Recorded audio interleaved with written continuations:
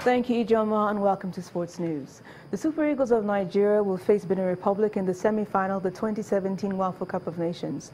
Benin Republic came from a goal down to beat Niger 2-1 in the final Group B game today to set up a clash with Nigeria. Nigeria ousted Benin Republic 2-1 on goal aggregate in the final qualifying round of the 2018 African Nations Championship last month.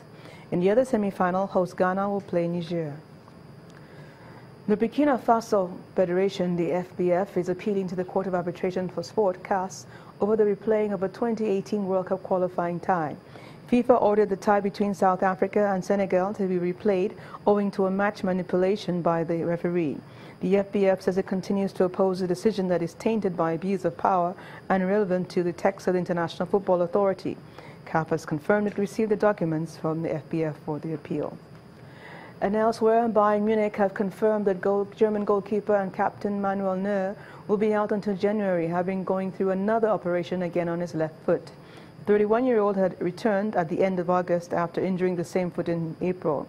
This is Neuer's third operation on the same foot in 6 months after minor surgery for a toe injury in March and then again in April after initially fracturing his foot. Neuer's latest injury blow sparks concerns about Germany's skipper 9 months before the 2018 FIFA World Cup kicks off.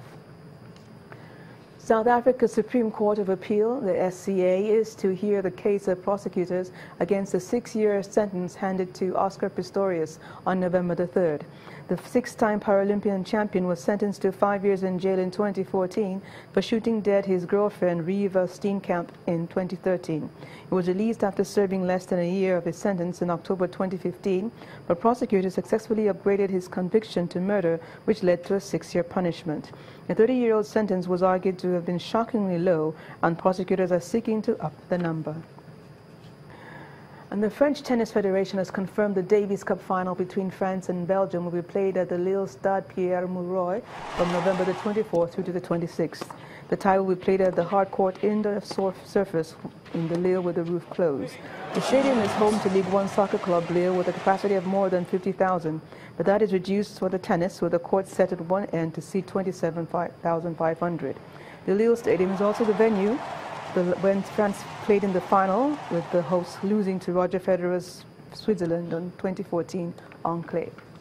And finally, Israel will host the 3 opening stages of next year's Giro d'Italia, the first time a cycling classic race will be held outside of Europe. The 101st edition of the Giro will open on a 10.1-kilometer individual time trial on May the 4th in Jerusalem, followed by road races between Haifa and Tel Aviv, as well as Beersheba and Eilat.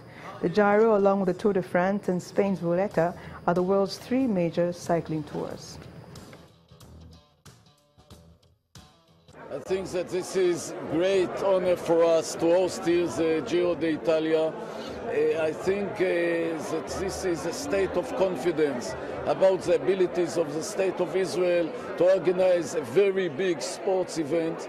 I think that everyone who will come here will enjoy an unbelievable experience, and of course this will be an excellent exposure for all the things the tourist can enjoy while he's coming here. And that's it on Sports News for tonight. I'm Barham Tony Ranta, and Ijoma will be back with the rest.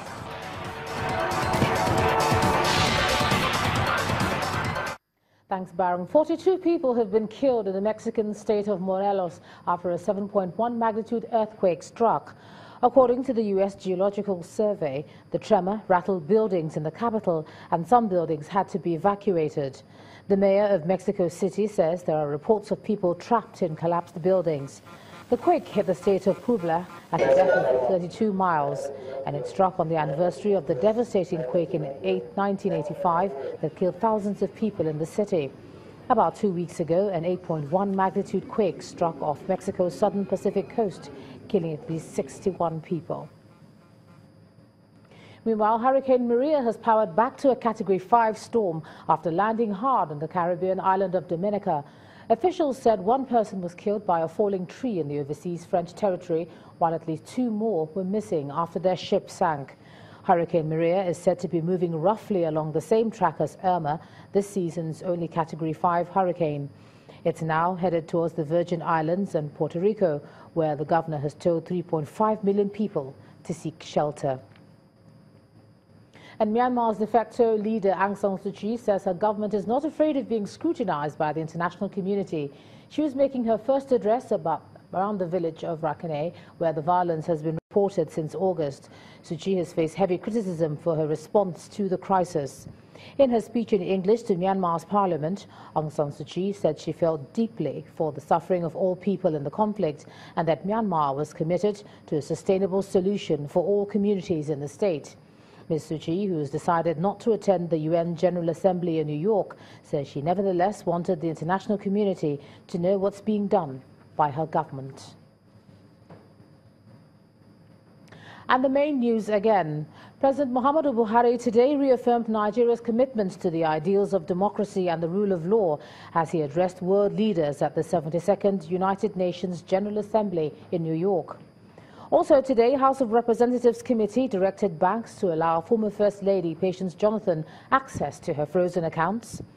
And at least 42 persons today killed as a 7.1 magnitude earthquake hit Mexico, the second incident in 1 month. That's the news at 10 tonight. Thanks so much for staying with us. I'm Ijoma Hunyato. To have a good night.